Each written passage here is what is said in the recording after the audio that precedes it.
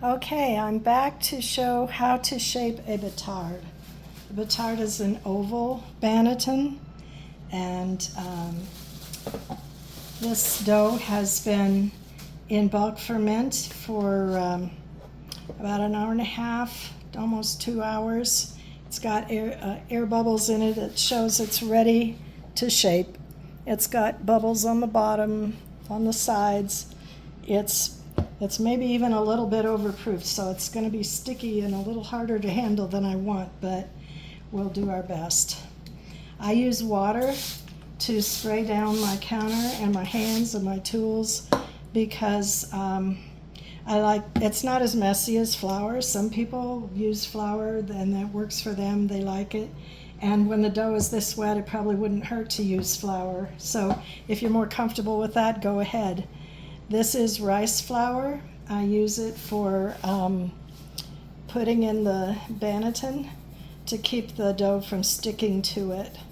You can use a cloth liner if you like. I just don't generally bother with them. I like the rings. I like the rings to show up, kind of as a decoration. You use rice flour as opposed to wheat flour because wheat flour has gluten and the bread will stick to it. The rice flour doesn't have gluten, so it doesn't stick. Okay, so I've squirted down my scraper and my hands. I'm just loosening it from the sides of the bowl just to help it get a little start. There's no oil in the bowl. There's no oil in this recipe. It's just the 4 ingredients: the flour, water, salt, and starter. So what we want is a clean drop from the bowl, and I think we're going to get it.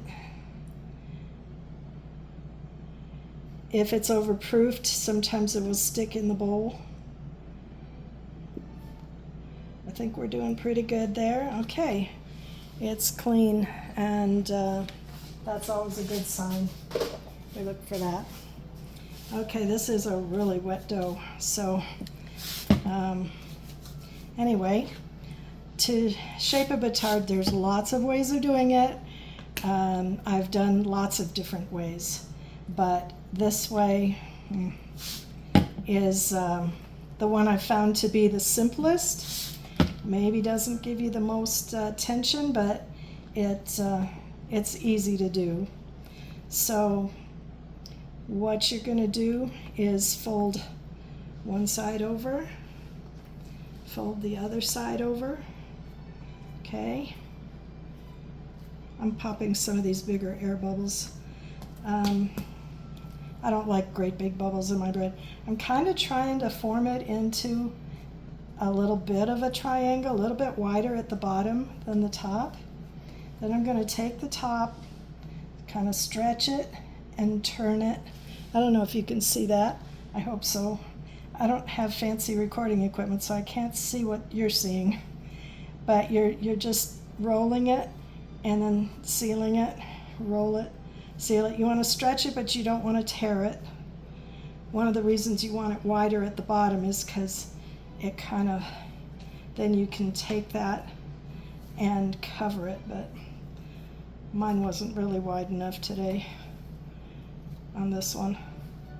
Okay, so now you've got a ball. You're gonna tuck those ends in, tuck these ends in.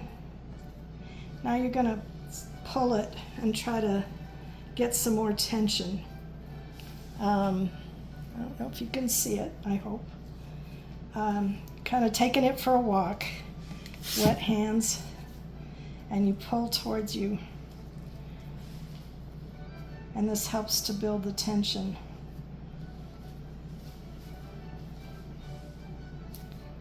The tension is what helps give you your oven spring.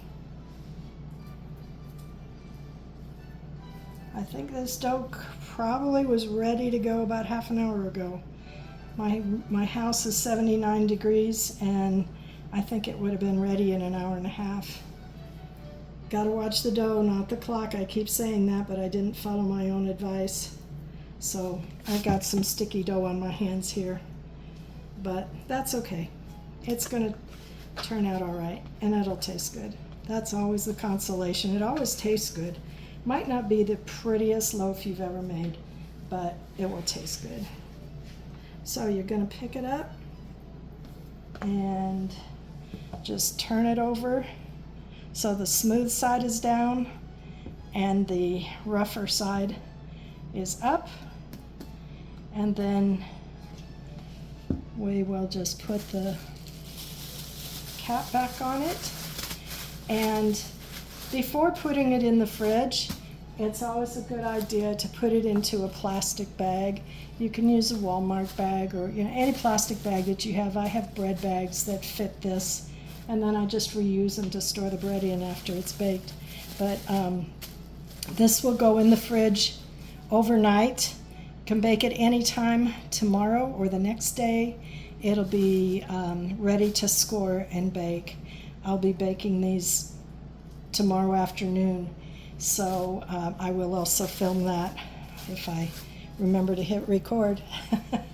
All right, we'll catch you later.